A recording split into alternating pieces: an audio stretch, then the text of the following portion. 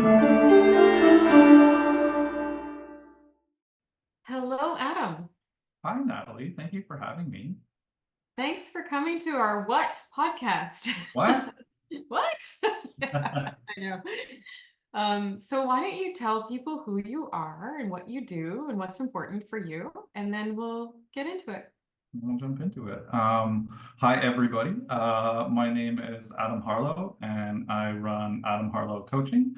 Um, I got into coaching just over 2.5 years ago.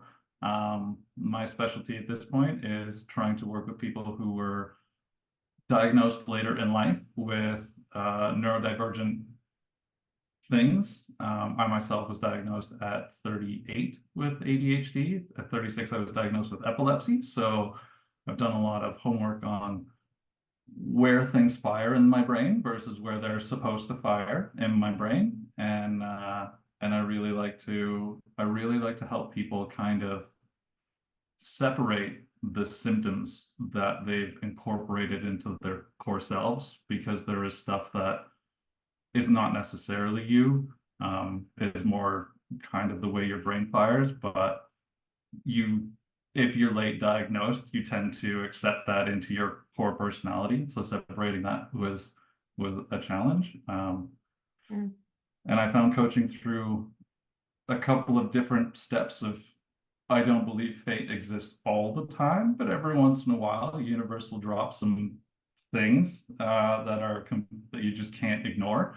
Um, and so that's kind of what happened to me. I took some classes and then they were okay.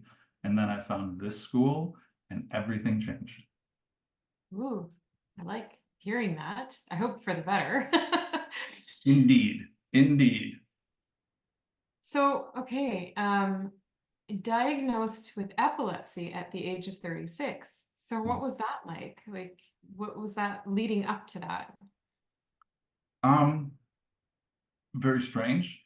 I What my seizures looked like, at least as a child, at least through my teenage years, they look like panic attacks. They start with me basically, I'll zone out I'll a 1,000 yard stare, and then my hand will clench. I didn't realize was the muscle part of it, and I'll feel strange. So I will start telling myself I'm okay, but then that'll rattle through, I'm okay, I'm okay, I'm okay, I'm okay, and that will last for a minute, 2 minutes, and when I come out, it's my memory generally is shot. I've had seizures where I come out and I my wife asked me once, "Do you know who I am?" And I told her that I know that you are the love of my life, but I can't remember your name. Wow. Um, so I was Wow. I was I consider myself lucky. I went to work one day and had a grand mal, which I remember feeling funny. Don't remember anything else. Woke up in an ambulance. Thought to myself, "Ooh, ambulance ride." Got to the hospital because they hadn't seen my seizure.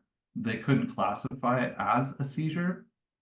So they kept me overnight, and about an hour before they were going to discharge me, um, I had another one, which I don't remember. My mom tells me the story that she walked around the corner and there were six nurses holding somebody in a bed, and she thought, "Oh God, I hope it's not my son." Mm, That actually saved my life. Had I not had that seizure in the hospital, they never would have seen it. They never would have run the tests, and I never would have been diagnosed. Um, so that was a big one. And I worked in the liquor industry for 25 years, and the doctor told me, "Okay, here's your medication. You should know if you have a few too many drinks and take these meds, they are designed to slow down your system. There's a chance that you won't wake up." So I had to quit drinking immediately, which was something I had not really thought about. And that changed everything. That was step one. Then I couldn't work in the liquor industry anymore, and I had to try and find mm, a new path, which for somebody with ADHD is it's asking a lot. We're not very good at looking forward. We're very good at being here, and we're very good at looking backwards. We're not so good at looking forward. So that's part of the planning part of having ADHD. Um, so the epilepsy was one thing.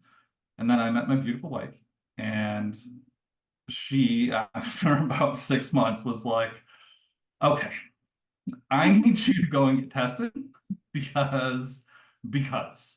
So I went, and Mm, my favorite part about my getting tested for ADHD is that in the report that my psychologist wrote, there's a sentence that says it takes 2 hours to finish the assessment for ADHD. It took Adam and I 4. okay. So I'm in, he told me I'm in like the top 1%, bottom 1%. I'm not sure which one is correct there, but I have intense, I have intense. You see me fidget, I apologize. I don't mean to, it just happens. Um, and I've known my whole life that I had ADHD. I had at least a dozen teachers like beg my mom to get me tested, and she didn't like the idea of what the medication did in the Mm, early 90s, mhm, Ativan, mhm, Ritalin, Ativan. Ritalin was very much a medication for the parents and not for the kids. It was a way mhm, to like pull them down so that the parents, it was easier. It wasn't as stressful because they didn't have as much energy, but for the child with it, um, it wasn't super helpful and it didn't help create any good habits moving forward. So so yeah, mm. that was my diagnosis. Both diagnoses changed my life for the better, for the better. And so you left the liquor industry because you quit drinking? Is that what was the catalyst? Indeed, there's Yeah. there's an awful lot of craft beer here in Vancouver, and having people come in and not being able to tell them anything about the beer, about how it tastes, Oh, about right. Okay. um, Yeah. like I know wine. I actually was a sommelier. Technically, I suppose I still am, but all of a sudden the context, the way I started to see the people that I was selling alcohol to shifted. The way that I felt at work shifted. I no longer had the passion that I did before Mhm. that, and I didn't recognize that I had a passion for liquor until after this whole thing happened. So, Mm. um, yeah. Mm. And so how does that lead you to coaching, like that experience? It seems like it came after. Yeah, so that was epilepsy was one thing, and that's not a day-to-day thing that I have to be really concerned about. The medication for that is very good. It is very good. Um, for me, being diagnosed with ADHD and having my wife's family, my whole family lives in Ontario. My wife's family lives in Vancouver. So when I say family, it's all going to mean her side. But they got to meet me pre-medication, and I can speak consistently. I crack jokes often. My brain fires fairly fast, and I can be a little overwhelming. And one day we were at Thanksgiving dinner, and there is a cousin who was diagnosed with autism and ADHD, like within a month of me meeting her. Her name was Grace. And her mother, actually, and father, were hoping that I would talk to her because she was against taking the medication for her ADHD. And I'm not sure why. I never got to that because it didn't seem important. But they were hoping that I would talk to her about the difference that it makes, the before and the after. But they gave me fair warning, and that she's really hard to get through to. Um, so she was on the couch. I sat down and she had her iPad open, and her, I, I don't think compulsion is the right word, but she drew dragons. She draws dragons. She's hyper focused on it. Beautiful artwork, fantastic. Sat down beside her, introduced myself. She didn't really say anything. I started asking her about her dragons, and all of a sudden she lit up. She started telling me this is his name. This is where he's from. I asked her how many layers on her iPad did she have. She told me 19. So we went through and looked at some of what she had. And I found myself in a conversation with this little girl who had not had anybody to talk to for over an hour and a half, close to the 2 hour mark.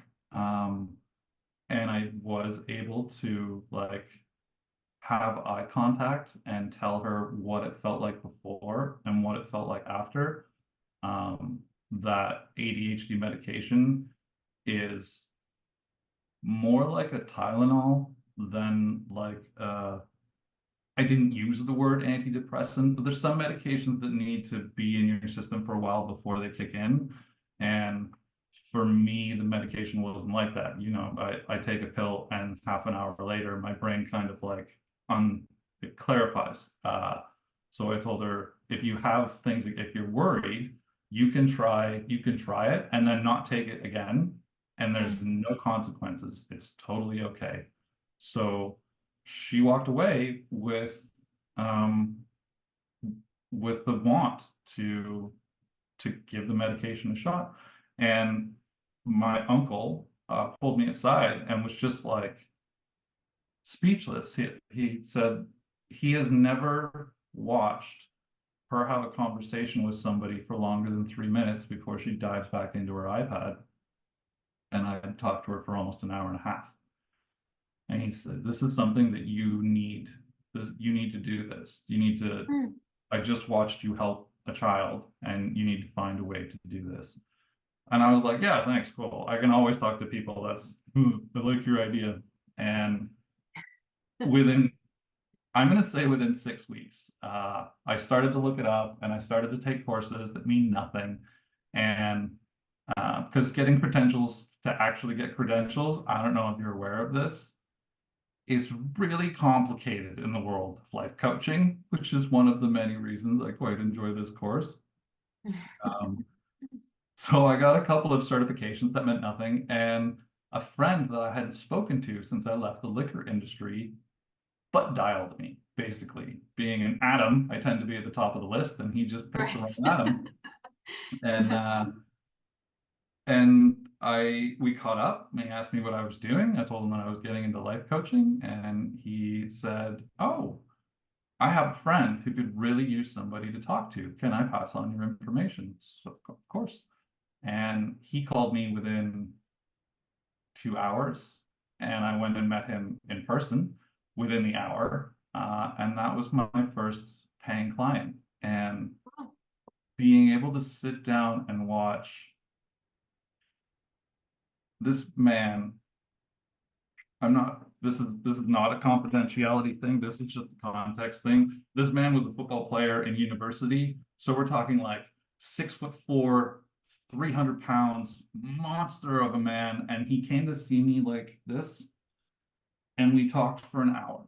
And when he walked out, he stood tall. I stopped at the door and watched him walk to his car, and he stood tall. And that was one of the most rewarding things I have ever felt in my life. And that's when I really started to get serious about this and wanting to help people.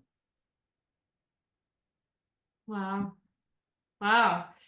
And so you had started your practice as a coach, and then what made you decide to get the ICF credential?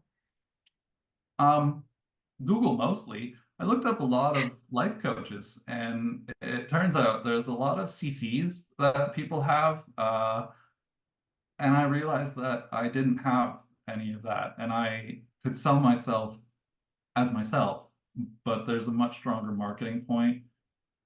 That's how it started. There's a much stronger marketing point to say that, look, I have done actual school with actual credentials that is from an internationally certified federation, as opposed to Udemy. Then they mean it's nice, it's fun to read, it's good stuff, but it does not teach you how really to be a coach. So I spent not a lot of money getting a lot of certificates that didn't mean a lot. And then I decided that I was really gonna invest in myself for the first time in my entire life. And I found this class, and it was the clearest, it was the clearest representation of how to get to your ICF that I found over the span of probably a month. There is not a clear path anywhere, but this course has, like, we give you the hours, you get your mentors, you get everything that you need to get down to or one. And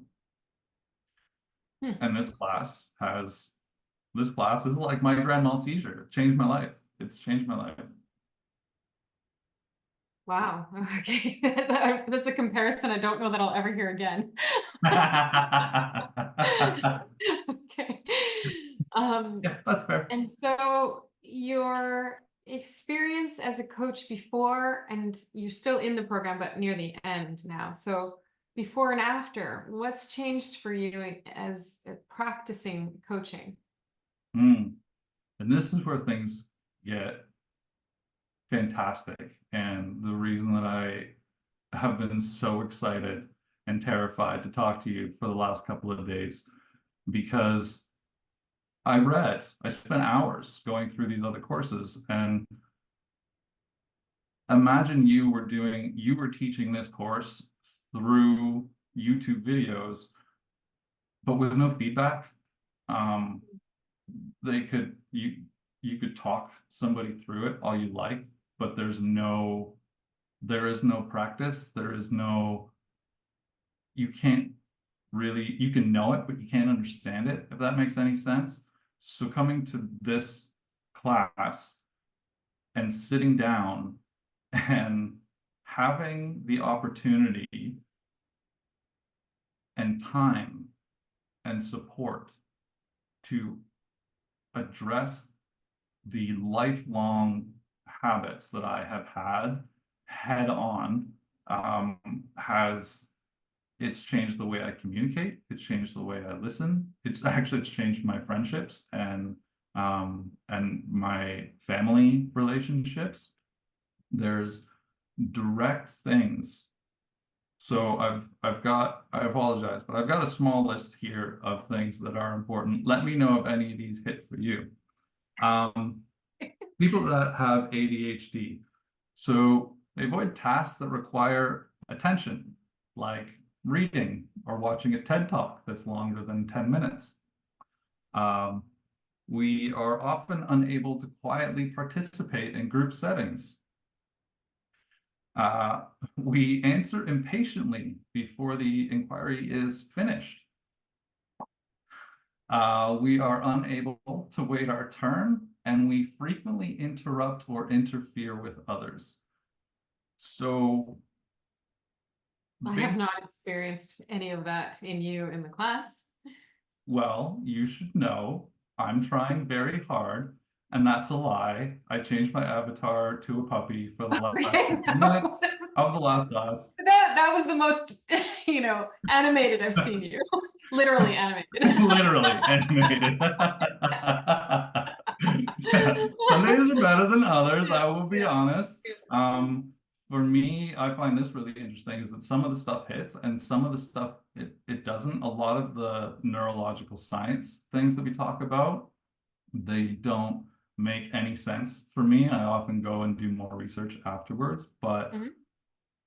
where in the world are you ever going to get, where in the school system, where in the world are you going to get somebody to sit down and explain to you how important it is to be present, what it's like to be present, how important it is to be curious and hear somebody's answers? Mm.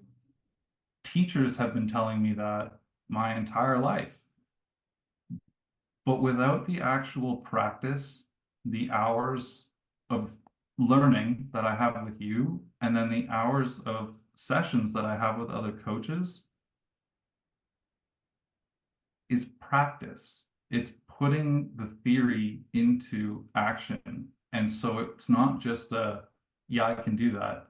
It really has become an ingrained habit to I'm not going to curse because I told you I wouldn't. But for lack of a better You term, can. this course is very much just sit down and shut up. Let them talk. And that goes against everything I have ever dealt with my entire life. And like I said, there isn't another place where I could have the time and support to actively try and break those incredibly difficult hurdles that I have to deal with on a daily basis. Um, that being said, there's a bunch of bonuses of coaching. There is no reward bigger for me than watching people have their aha moment.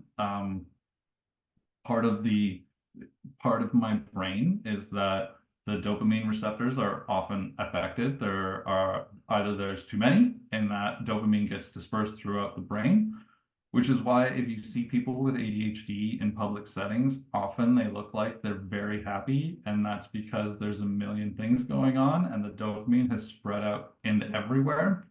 Yeah. And the other one is that you simply lack the receptors. And so when you do things, you don't care, like that pride that you get when you finish something. Mm. I don't know what that's like. Um, Mhm. so having a conversation with another person and watching them find themselves growing without really having to do very much fills me with more joy and pride than I have ever felt about anything I've ever done in my life. And I think it's because it's a person to person and not a task. It's not read this chapter. Right, It's sit right. down and talk Yeah, and yeah. watch somebody figure themselves out. It's a beautiful thing. Beautiful thing. Huh. Hmm. Interesting. Yeah, because I was going to say when you were talking about the football player leaving your office and standing tall, that sounded like pride in, that you were expressing, right? Yeah, Yeah. yeah. And that was really interesting. When he sat down, he had a problem.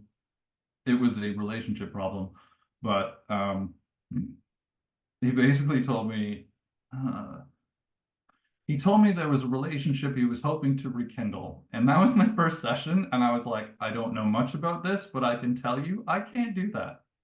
Mm.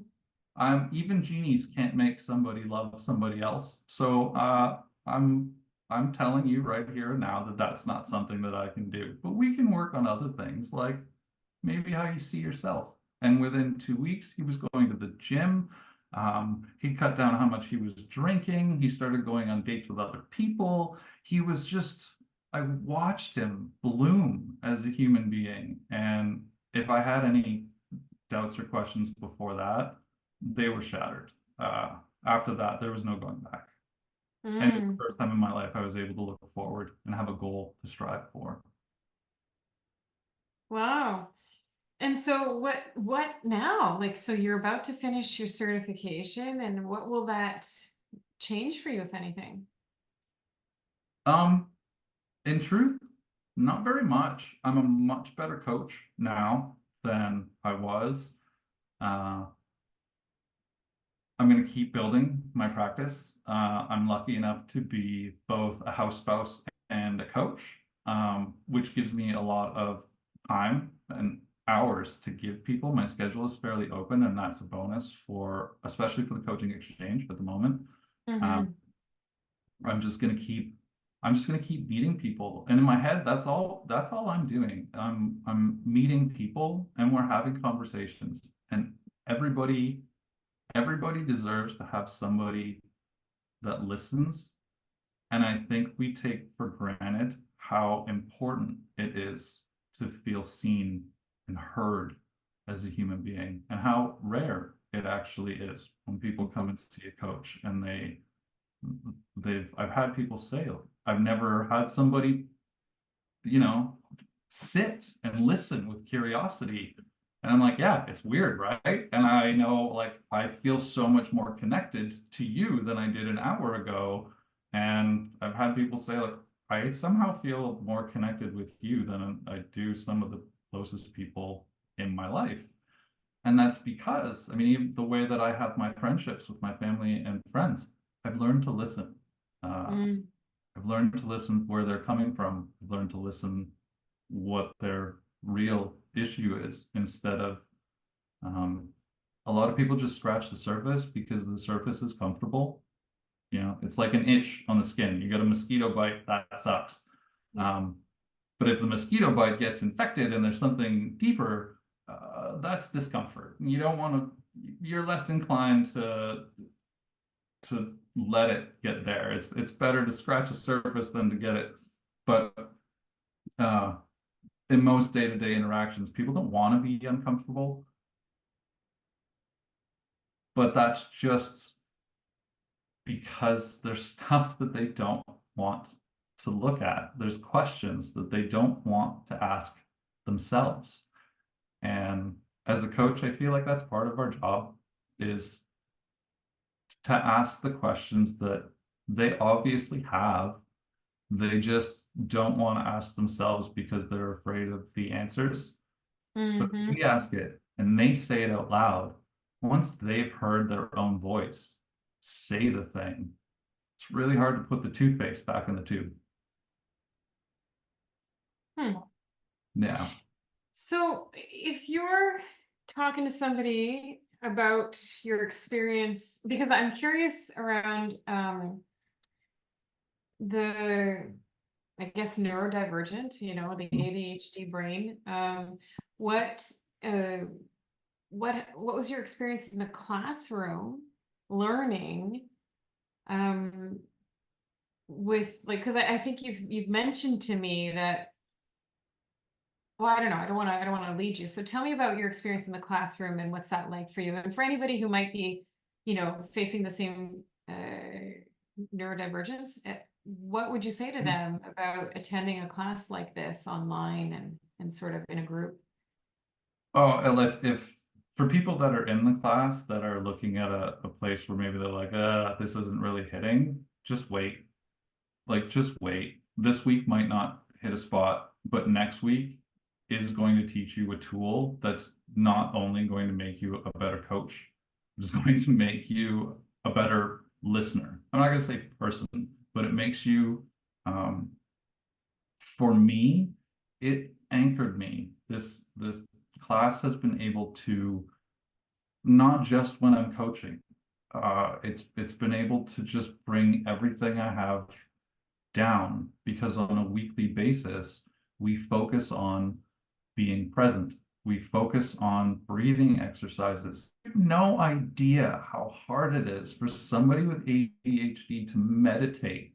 That is, it's not, that is the opposing thing of what we can do is just sit down and have nothing. Focus on one thing. Hmm. No, I can't do that.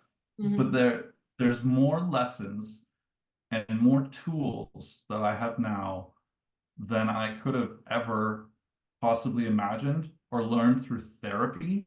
Obviously I've been through therapy and the CBT, being told, well, your thought pattern it's like a vein.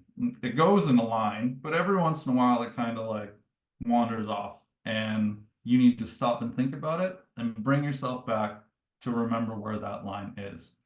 And this class is basically a long-term practice of that. It was very nice of him for him to explain to me what that was and why it was important. But once I left his office, what was making me practice that? Mm.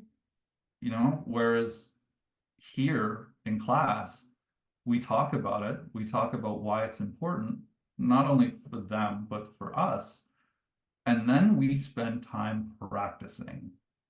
And that's what I mean by where else am I ever going to find somewhere that will give me the time to actively work on the things that I struggle with, which is why I'm so happy to be here because I truly think I could have spent 8 times more money going to therapy and not getting as far as I have gotten through this class. It was in the first 6 weeks, because everyone, my class is on Monday, so we get holidays off. In my first 6 weeks, I and my wife recognized a massive shift in the way that I was looking at things and some of the habits that I was dealing with, my own biases. Mm. It's been, I would pay for this class 10 times over. If you find yourself hitting a wall, just know that that's okay. Do the reading, right? Yeah. Right? How you feel about it. Some of the, my prefrontal cortex and my executive function, and some of the things where people are, well, just do it, or write a list, or I have 53 post-it notes behind my computer. I haven't looked at any of them in 3 weeks. Not everything works for us for very long.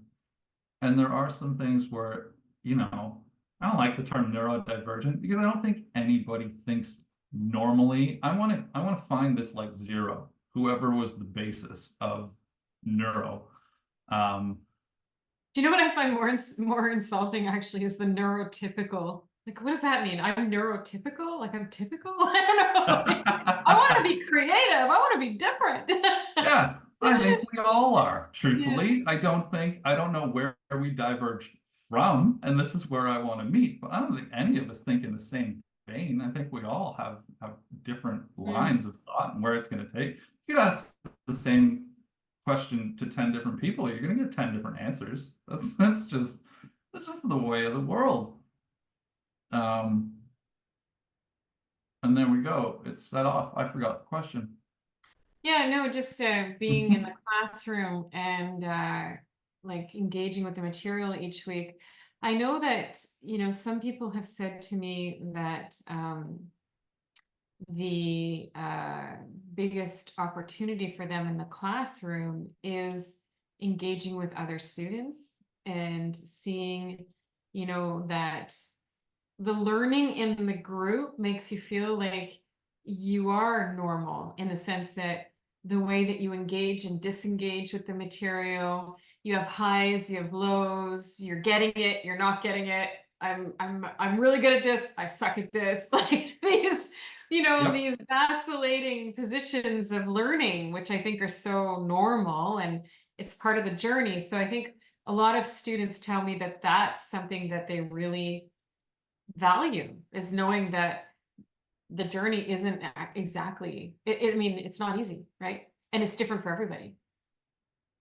And I think I lucked out, because we have another we have another person that has ADHD in the class, and we definitely bounced off each other for the first month or so. Just,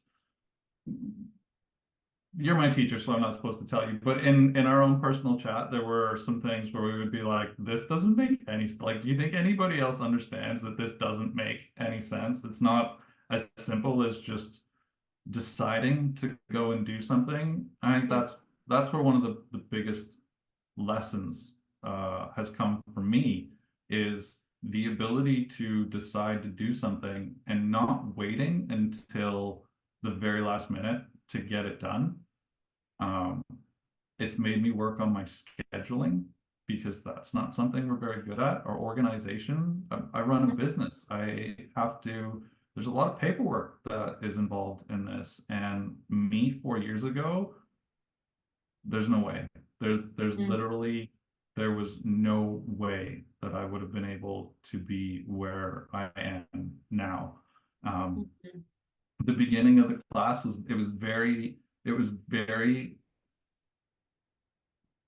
was a really nice way to walk into it. It wasn't aggressive. It was like, this is kind of simply how we do things. And now I'm in week 17, 18, and we've gone deeper. And now I look back and recognize my first bunch of sessions. There was a lot of used metaphors. There was a lot of opinions. Um, there were a lot of really bad habits in coaching that I had. A lot of them had to do with the fact that I was waiting to speak. Mm. Somebody had said something, and I had latched onto that, and whatever it was that they finished with, 2 minutes later, I went back to the thing that I thought, or I couldn't hold it in and spit it out as quickly as I could. And sitting down and talking to other coaches, which, by the way, the coaching exchange is incredible. I have met nothing but wonderful people who Mm. are supportive and kind and understanding, and both being a coach and being a coachee has helped me dive into some deeper things that I really hadn't thought of before. Uh, You and know, oh, sorry to interrupt you. no, no, go ahead, go ahead. I was going to say what you just said is that um, it's that sort of secret ingredient, I think, of the course that we don't talk enough about, which is that you get coached the Yes. entire program if you want. So you're not just paying for the certification. At the end, you will be a certified coach and you will have gotten 20 weeks of coaching, which would cost a fortune actually if you were just going to be coached. So it's that kind of it's that sort of hidden gem of the program that we don't actually talk enough about. And I just realized that now because you're literally getting coached and it's such a great learning. It's part of your learning, right? When you're being coached, you're saying, oh, I like that. Oh, I don't like that. Oh, I'm not going to do that to my clients. Or, yeah, I love that. I'm going to do that with my clients. You get that, that 360 learning experience because observation is also part of it. Mhm. And I really feel like that's something that um, that is just one of those things that's so good. It's a Mm. small part that you're right. It isn't really acknowledged, and it doesn't really come up that like not only do you get to learn to be a coach, but you get to dive deeper into you. And as a coachee, when somebody asks you, okay, I'm going to tell you a story that I'm not supposed to tell you because you are the teacher, but this is where we go. I had a session once, and my whole point was that I didn't like the Thrive model. I apologize. Um, You didn't like the Thrive Model, yeah, but I think you've told me this in our so in our in our midway catch-up call. yes, so there we go. So this is for everybody else. So you can not pay attention for a sec, Natalie, if you want.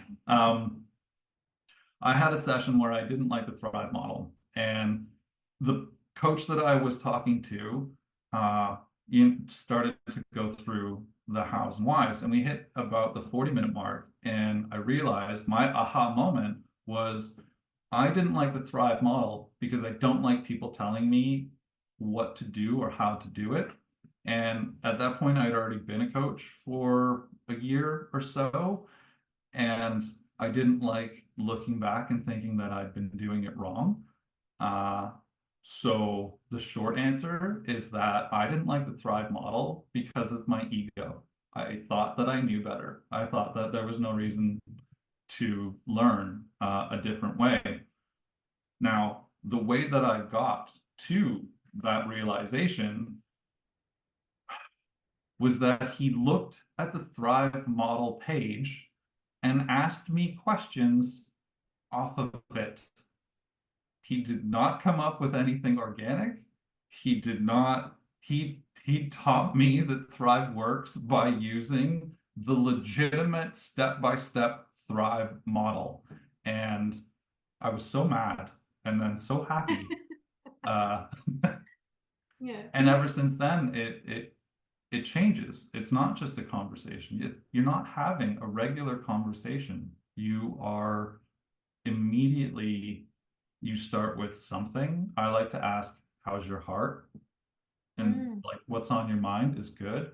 How's your mm, heart is good because you get a genuine reaction. A lot of people are not expecting that kind of question. And so immediately there's an authenticity. And mm. once there's an authentic space, it's really hard to go back. And like once you put yourself out there and you're safe, then it's really hard to reel yourself back and go back to being superficial. So starting our sessions with things like that, and then kind of talking through the rest of them. We've talked before where you can kind of bounce back and forth. They can say something and you can go to introspection, then you can go back. But getting to the end and getting to an actual, what can we do from here? What is the next step to make you feel better about this? It would be like if my psychologist told me to practice CBT, but then would call me randomly and try and get me to tell a story without going on a tangent, sideswiping.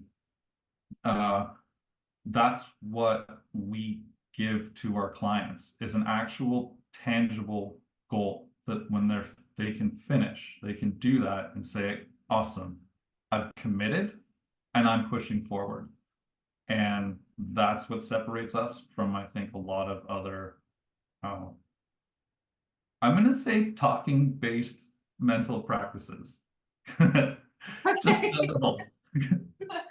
Counseling, psychology, psychiatry, just in It's general, very we're open. very, yeah, we're very, we get to the end and it's all about them. And then we get to the end and they pick the goal that they think is most useful to them. Because I could tell them what my shortcut would be if I see the answer, but my shortcut isn't their shortcut. It's not about me. It's not about me.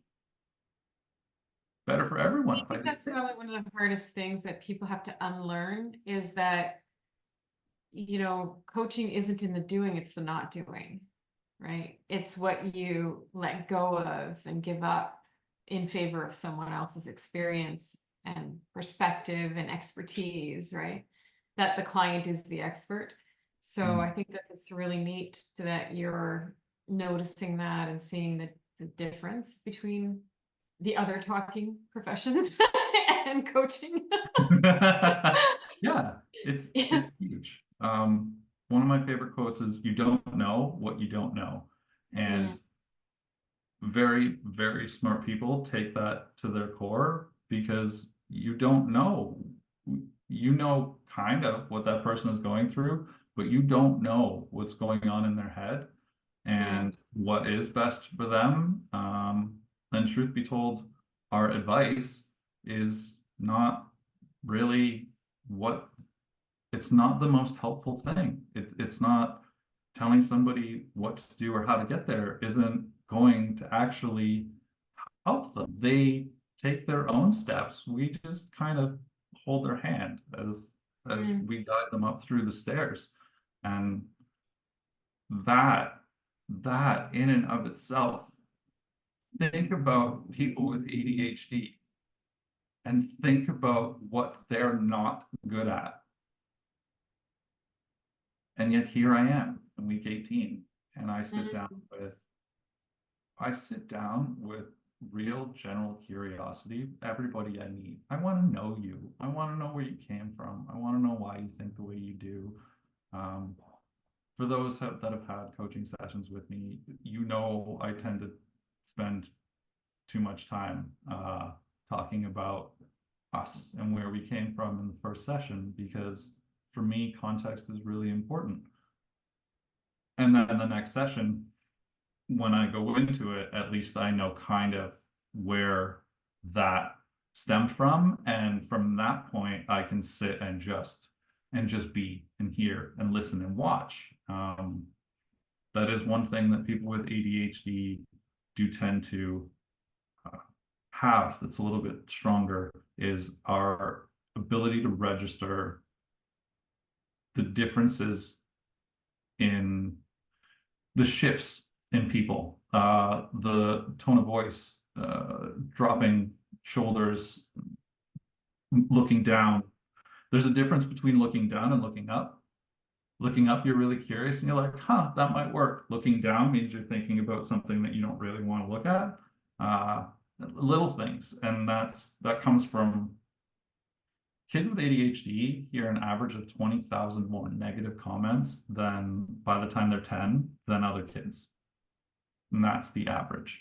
So we become mhm, very hyper aware of how other people are reacting mhm, because we also have rejection dysphoria. So anything that looks like it might be going sideways. We're really good at being like, okay, bye, I'm gonna go talk to the next person. Uh, Yeah. and here, I don't get to do that. And I don't want to do that anymore. When I'm uncomfortable, I like being uncomfortable now because it means that one of us is growing. It's either me or it's them. But I recognize that now. Hmm. And what do you think? I mean, I don't know if you can answer this now or not, but what can we do to be better at serving a wider population of neuro? I'm not Hmm. going to call it divergent or typical. I'm just going to say neuro Of anybody with the brain. for the brain, right? See, this is, I wouldn't change. The only thing, the things for me that don't hit are it's the science. Mm, When we come in and we talk about the RAS or how your limbic system will you get the wow, the what and the how, and then you get to the why. My limbic system doesn't work like that. My executive function doesn't work like the way that we describe it in class. And so those things don't hit, but they do teach me a little bit more about myself and why I struggle specifically with those things. And, I come away thinking like, I can't do that and you guys don't understand.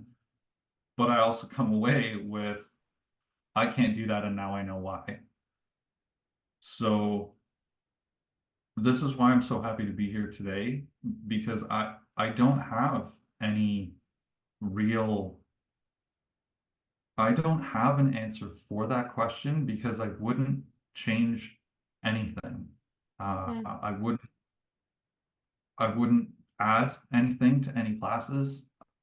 Even the neuroscience, I wouldn't change how we started or the coaching exchange or um, it's the time that we have from the first week to the eighth week where the core is to learn to sit down and not speak. And that changes so many habits down the line. It's just one domino that rolls into a whole maze of dominoes. Just to be clear, we don't tell you not to speak. You're, you're the one choosing not to self-regulate. Okay, we'll add that into the list of things that people with ADHD Yeah. aren't good at. Self-regulate. Emotional regulation. If somebody's going through something that's really heavy, it's really difficult for me to not feel that through like there's been sessions where I just want to reach through the computer and give somebody a hug. And I have had to learn that when the session is done, where that person moves is not in my control. That's not something that I get to pick up and carry around. And that is another of the long list of things that I have gotten, not had to, gotten, have been privileged to learn in this class. It's singularly addressed. Let's say I have 19 of the 20 things that give you ADHD. This class has given me tools to deal with at least a dozen of them. Like, Mm. Oh and wow, it's really cool. yeah. It's really I feel really privileged to just hear that from you and to see that that's been your experience. It's been I don't know that I knew that that could be the experience in the program for, for anybody, never mind. I mean, of course, it's my hope because I do want to teach a skill, but it's just so nice to know that with the challenges that you have, even just to stay attentive and to stay quiet and to not speak by choice by you, if you choose to. um, but one of the things I do want to say about your contributions in class, what I notice um, more than anything is that you really did set the tone for acknowledging everybody, your classmates, and your appreciation of everybody, how they come in, noticing their emotion, noticing their body language. I think that you really had a huge part to play in setting the tone of that class, because your class is amazing. Your class is very connected. There are a lot of people in there, and they are very connected and such a great group, very bonded. And I think that you had a huge part to play in that. Well, thank you. That's very sweet to hear. I do think of the classes as family, and I try and schedule as many sessions as I can. And it's been so wonderful and so interesting to me to watch people that don't have the same struggles as me go through their own arc. There's some people in particular that started with, I'm not sure I can do this, and now they are, oh, they thrive through this Thrive model. They found a way to make it organic, and they're caring, and they listen, and I can see it. And these are people that are neuro. Girl. They're just neuro. Just neuro. And and for me, I hope that there's a difference. And right from the start, it was so the first week I didn't realize what it would be like to be in a group of people that all just wanted to help other people for the right reasons. And Mhm. I don't know, I find it really difficult to not acknowledge part of my rejection dysphoria is that I never want anybody to feel rejected. And so Mhm. when I feel something positive or notice something positive, I like saying it because we don't do that often enough. There's no, you can't turn the news on and just watch the good news. We tend to think in the negative. And so the more nice things you hear in a day, the better your day's going to be. How much does it cost you to tell somebody that you think they're awesome? Mm. And you don't Mhm. know what you don't know. You don't know what that's going to do for their day. Mhm. And you're Mhm. right. Our classmates, to me, they're like family. I see somebody struggling, I send them a private message. And I'm like, hey, I don't care about the time. Like I don't even care about the hours at the moment. I just want to make sure you're okay and know that you have somebody, you have lots of people, but I just wanted to say out loud in case it was inside your head and not outside your head that you do have people that care and that aren't just here because you're a client or because, which is a weird thing to say because I care about all my clients, but you know what I mean. Thank you. Thank you. I try and be very aware and point it out. Everybody deserves that. Everybody deserves a little acknowledgement and a little bit of a pick me up. And again, it costs me nothing. It costs me nothing. Mm. Well, and I think that's one of the things that people come to coaching for is that space to be seen and heard maybe for the first time in their life. Like, because I don't think a lot of people have that experience day to day, whether it's from family, friends, or colleagues or society itself. We don't often feel acknowledged and heard and seen in the way that a coach creates space for someone, without interruption, without advice, without opinion, without crosstalk, and, you know, just turning the conversation back to ourselves with relating as we Mm, often do the things that are normal in every conversation, right? yep. The So I think, magnification. pardon?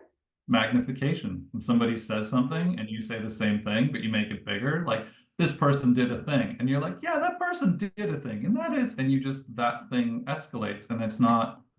not necessarily what they wanted to talk about. That's not the deeper issue. So That's the ego getting in the way, right? And so coaches really self-regulate, and it's great to hear you talk about, adopting those practices in day to day and also in your coaching. So what do you think is most important to tell people about coaching, about the academy, about you, about your practice? How do you want to, because I'm noticing the time and I don't want to keep you all afternoon because I could easily do that. I What get do you to want to talk for hours. I'm more than happy to just hang out until like 3, 4 o'clock. I might just leave. Um, okay, so I'm gonna give one for everybody. Uh, the tools that you learn in this class will make you a fantastic coach. I know, because I did a bunch of reading from different classes and none of them actually hit. Now I go back, they make sense, but none of them Mm, hit without the actual time, practice, and people that exist in this school. Uh, mhm. Ideally, a lot of those tools will be tools that you never get to put down. They will be things that will go with you. There's a lot of people that don't know the difference between hearing and listening, and that is something that you can't forget um, ever.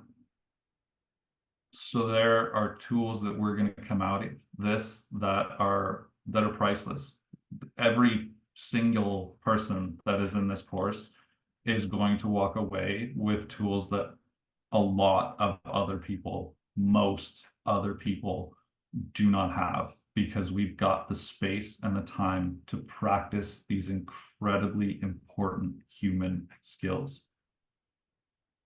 Mm. For people that are neuro weird, uh, I would say for me, I would actually, anybody that has ADHD that isn't already in this course, I am going to highly recommend it forever to everyone, because it directly addresses a lot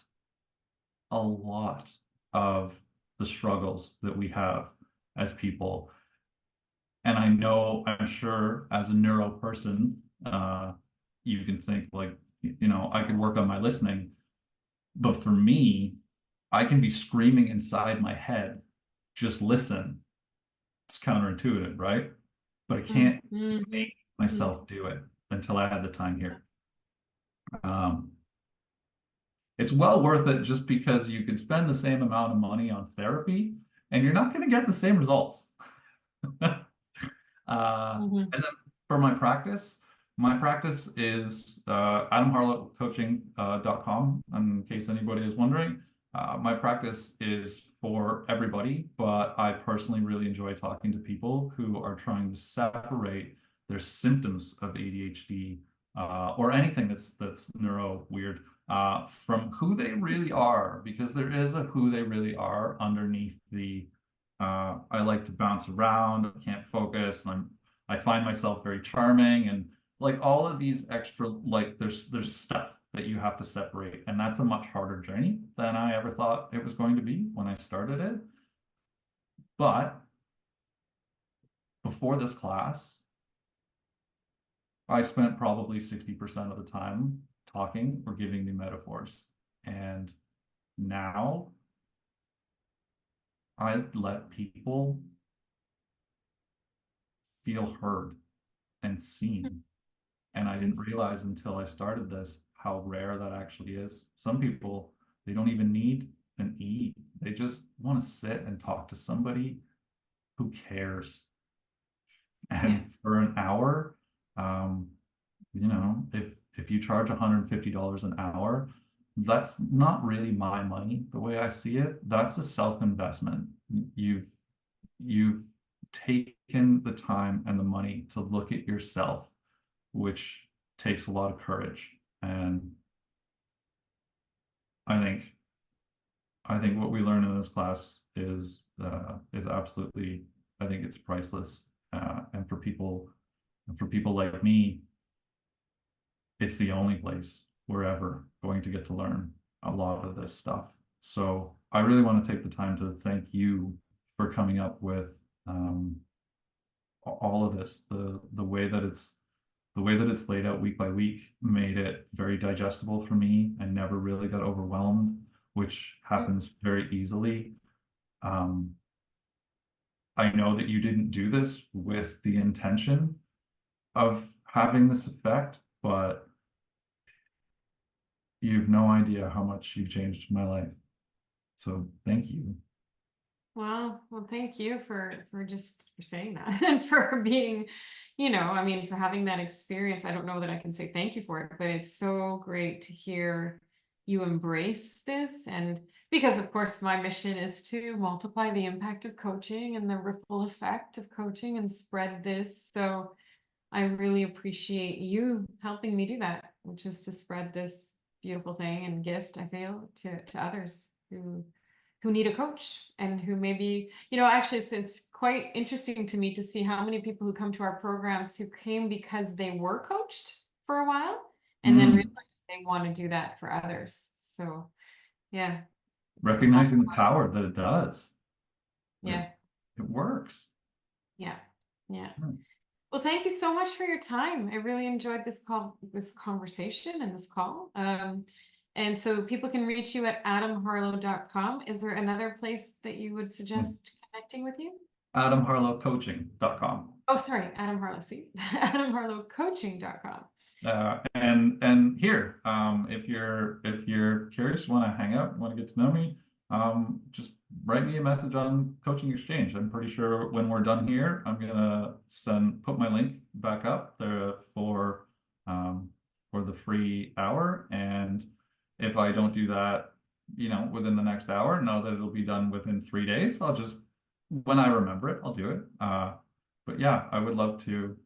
I want to meet everybody. I want to meet everybody in the whole school. I want to talk to you all, and I want to know what their adventure has been like too. And I want Yeah. to, if I can help along the way, I want to help along the way. Well, that's great, Adam, and I really appreciate how much you care about people. I can hear that over and over again in our talk today. So keep doing what you're doing. Thank you for your time. Really appreciate it. And yeah, and come back anytime. I will. I will see you almost on a weekly basis. Okay. All right. All right. Thank you, Natalie. This has been really lovely, and I really appreciate that you've given me this time, and that I hope somebody watches this and feels a little bit better about Mm. just about anything.